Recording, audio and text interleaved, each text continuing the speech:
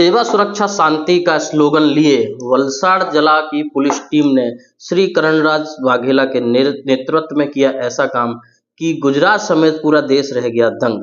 नमस्कार, जय सालासर। आप देख रहे हैं सालासर न्यूज और मैं हूं विनय प्रजापति। बात करेंगे खाकी वर्दीधारी पुलिस वालों की। जैसा कि आप सभी ने देखा, कुछ दिनों पहले पारडी में एक बच्ची के साथ हुए बलात्कार के बाद पुलिस के हाथ कुछ भी नहीं था।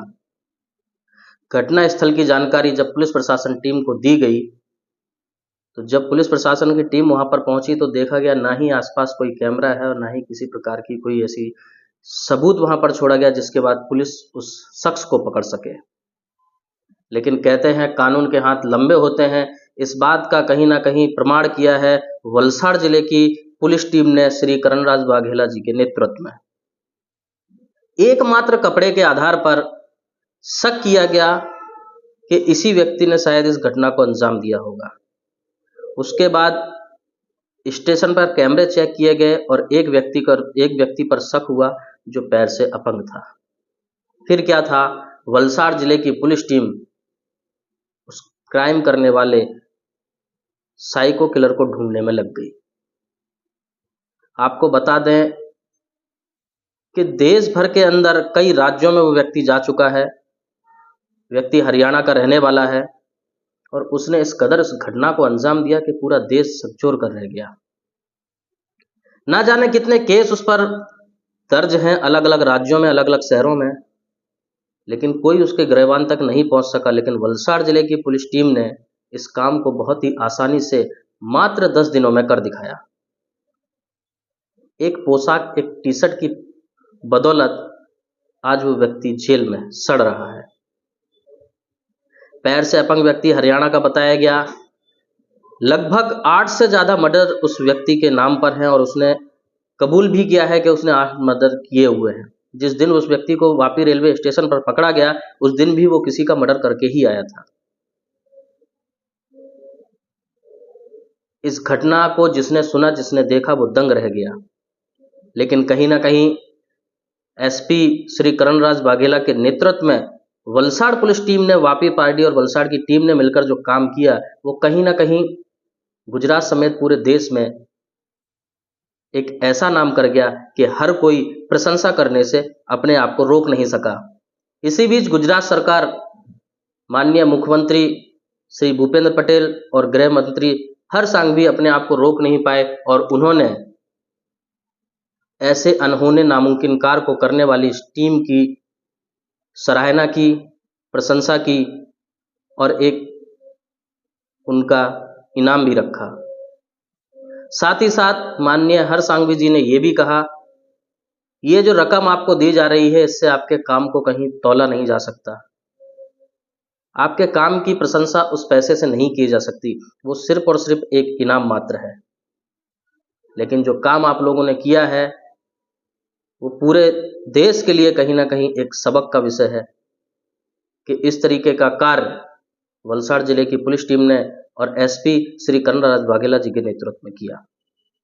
आपको बता दें, जिस तरीके से मूवियां आप सभी देखते होंगे, कहीं ना कहीं मुंबई में जिस तरीके से क्राइम बढ़ते जा रहे हैं, आज का माहौल कहीं ना कहीं गुजरात का भी वही है और खास करके वलसाड़ जिले का, और उसमें भी वापी शहर।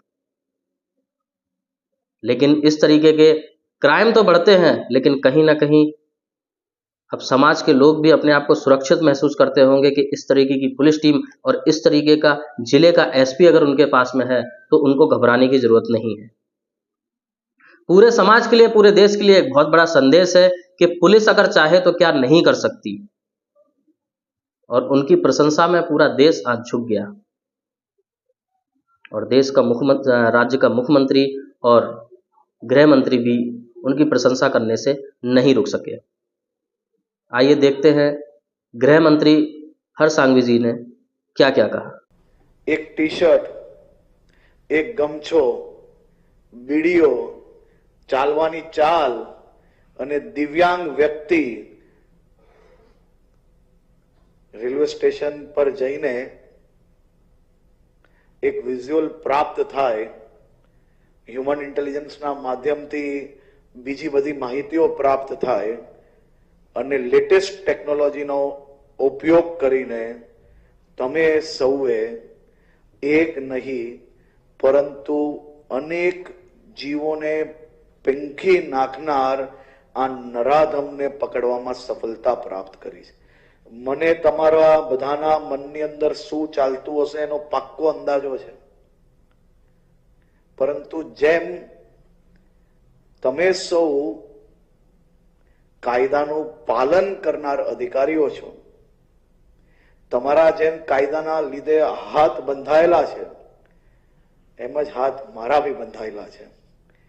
મને પાક્કો વિશ્વાસ છે જો કાયદામાં છૂટ હોત તો તમે શું કરતે એનો બી મને વિશ્વાસ છે. પરંતુ આ આપણી કાયદાની જે પરંપરા, આપણી જે કાયદાને નિભાવવું અને લોકોને ન્યાય અપાવવો જે આપણી જવાબદારી છે, એ હિસાબે ફરી આપણે આ કેસને બધા જ પાક્કા પુરાવા હોવા છતાં બી દરરોજ ધક્કો ખાવો પડે તો ખાશો, પરંતુ આને જેટલી જલ્દી થાય એટલી જલ્દી ચાર્જશીટ પૂર્ણ કરીને આની ફાંસી તો ગુજરાતમાં જ થવી જોઈએ.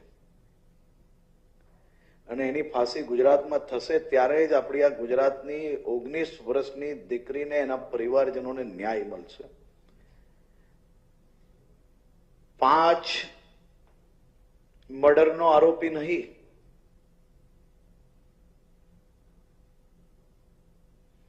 આ નરાધમે, આ જલ્લાદે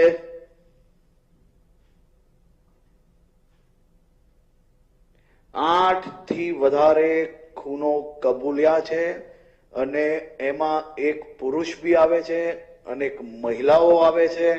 અને આ 8 ખૂનના આરોપીને પકડવાનું શ્રેષ્ઠ કાર્ય તમારી ટીમ દ્વારા કર્યું છે. એટલે હું આપને આજે રાજ્યના સૌ નાગરિકો વતી સલામી આપું છું.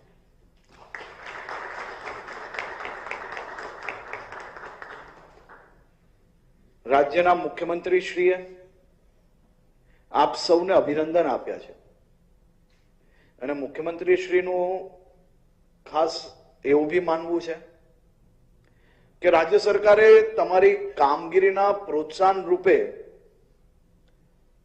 આપણી જે પરંપરા છે એ પરંપરામાં રોકડ રકમ ઇનામના રૂપે તો આપણે આપતા હોઈએ છીએ, પરંતુ આ ઇનામની રાશિ એ તમારા કરેલા કામને કોઈ કમ્પેરિઝન કરી શકે એવું નથી. પરંતુ તમારા જેમ બીજા બી કોઈ જિલ્લાઓમાં કે બીજા કોઈ રાજ્યમાં બી આવી ઘટના બને તો એમની ટીમને પૂરેપૂરી પ્રેરણા મળે તે માટે આજે રાજ્ય સરકાર દ્વારા તમારા લોકોની જે ઇનામ માટેની પ્રપોઝલ જે 6.5 લાખ રૂપિયાની આવી હતી એની બદલે રાજ્ય સરકાર દ્વારા તમારી આખી ટીમને 12.5 લાખ રૂપિયાની ઇનામની રાશિ આજે ડિક્લેર કરવામાં આવે છે.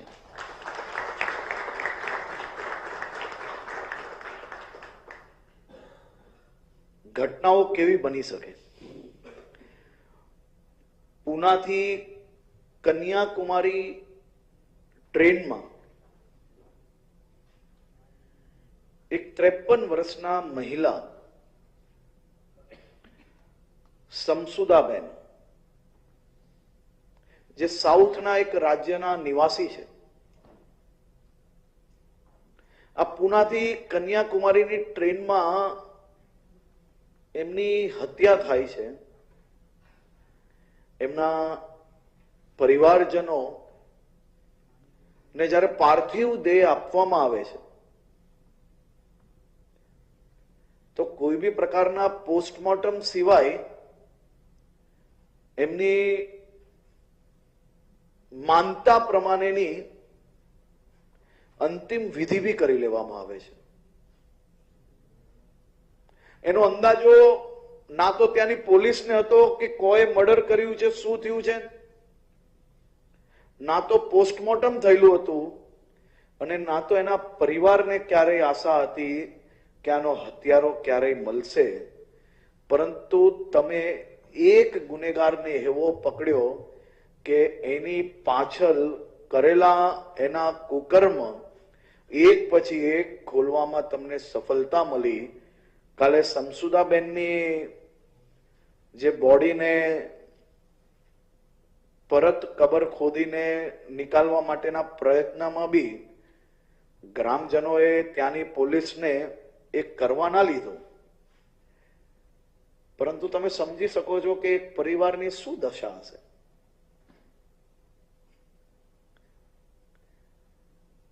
આવી ઘટનાઓ તો અલગ અલગ જગ્યા પર બની, પરંતુ એ ઘટના પછી જે ફોર્સમાં જે સ્પિરિટથી તમે સૌ લાગ્યા હતા, તે માટે હું કહું છું કે ગુજરાત આજે બી દેશનું સૌથી સુરક્ષિત રાજ્ય છે. અને સૌથી સુરક્ષિત રાજ્ય બનાવવાનો શ્રેય કોઈને જતો હોય તો એ રાજ્યના પ્રત્યેક નાગરિકો અને ગુજરાત પોલીસ અને તમામ ફોર્સોને જાય છે. કારણ કે તમે સૌ લોકોએ રાત દિવસ એક કરીને સમાજને વધુમાં વધુ સુરક્ષા આપવાનો પ્રયાસ કર્યો છે. ફરી એકવાર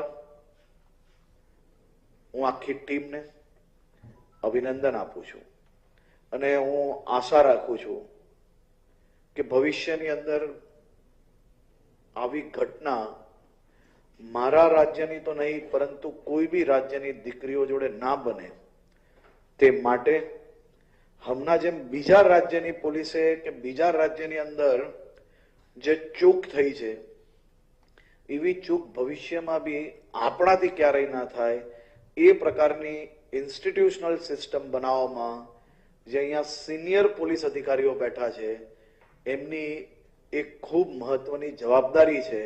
અને એ જવાબદારી છે કે આવનારા તમામ જુનિયર ઓફિસરોને આપણી નૈતિકતા અને આપણી ફરજ સમજાવવાની જવાબદારી એ ગુજરાત પોલીસના સૌ સિનિયર અને અનુભવી અધિકારીઓની છે. માનવતાના ધોરણે સામાન્ય નાગરિક એ આપણી સૌ પાસે એક મદદની અપેક્ષાએ આવતો હોય છે. અને એ તકલીફમાં જે પરિવાર હોય છે, એની તકલીફમાં તમે કેટલા સહયોગી થઈ શકો છો એનો અંદાજો સીધો દરેક કેસનો એક સરખો નથી હોતો, પરંતુ તમારો વ્યવહાર એ માનવતા જોડે જોડાયેલો હોવો જોઈએ એવું મારું 100% માનવું છે. અને મને વિશ્વાસ છે કે તમે સૌ લોકો એ દિશામાં જરૂરથી સફળતા પ્રાપ્ત કરશો. ગુજરાત પોલીસે જો આવા જાનુની, ક્રૂર, નિર્દયી તથા અમાનુષી હત્યારાને ના પકડ્યા હોત તો હું જરૂરથી માનું છું કે બીજી અને બીજા રાજ્યોમાં આવી અનેક ઘટનાઓને અંજામ આપવામાં આ નરાધમને સફળતા પ્રાપ્ત થઈ શકતે. પરંતુ મા અંબાના આપ સૌ પર આશીર્વાદ હતા. હનુમાનજીએ તમને શક્તિ આપી હતી અને હનુમાનજીની ગદા લઈને તમે સૌ નીકળ્યા હતા. અને એ ગદા બરાબર પડી અને આવનારા દિવસોમાં બીજો કોઈ સાયકો આ રીતે ગુજરાતની ધરતી પર પગ મૂકવાનો 100% પ્રયાસ નહીં કરે એવું અદ્ભુત કાર્ય આપ સૌએ કર્યું છે. હું ગુજરાતના ડીજીપી શ્રી વિકાસ સહાયજી અને આખી ગુજરાત પોલીસને ફરી એકવાર અભિનંદન આપું છું. ને એક નાનો દાખલો આપીને હું મારી વાતને સમાપ્ત કરીશ. મને આ કેસની જે જાણકારી છે એનાથી ગૃહમંત્રી તરીકે મને ખૂબ ગર્વ થયો. આ ઘટના બની ત્યારે રેન્જ આઈજી એમના ટ્રેનિંગમાં હતા, ઇન્ચાર્જ રેન્જ આઈજી જવાબદારીમાં હતા. સામાન્ય રીતે આપણે ઇન્ચાર્જ હોય તો આપણી કોઈ સરકારી સિસ્ટમ આપ સૌ સમજો જ છો. ઇન્ચાર્જ રેન્જ આઈજી નું બી એટલું જ ગંભીરતાપૂર્વક ઇન્વોલ્વમેન્ટ રહ્યું. રેન્જ આઈજી હાજર થયા પહેલા જ દિવસથી એમનું બી ડબલ ગંભીરતાપૂર્વક એમનું ઇન્વોલ્વમેન્ટ રહ્યું. એસપી નું, એમની આખી ટીમનું ઇન્વોલ્વમેન્ટ રહ્યું. રેલવેની કે જેલની કોઈ જવાબદારી ના આવતી હોય, જીઆરડી કે કોઈ બી પ્રકારની બધી જ એજન્સીઓને જાણે કે પોતાની દીકરીને ગુમાવી હોય એ રીતે કામે લાગ્યા, ત્યારે આજે આપણે આ સફળતા પ્રાપ્ત થઈ છે. અને મારું ડીજીપી શ્રીને ખાસ વિનંતી છે કે આપણી પરંપરાઓની અંદર થોડોક બદલાવ કરીને મારા જેલ સિપાઈ, કોન્સ્ટેબલ્સ જે લોકો ફિલ્ડ પર કામ કરે છે એ લોકોને મહત્વની કોન્ફરન્સીસમાં બોલાવીને એ લોકોના અનુભવ શેર કરવાનો અવસર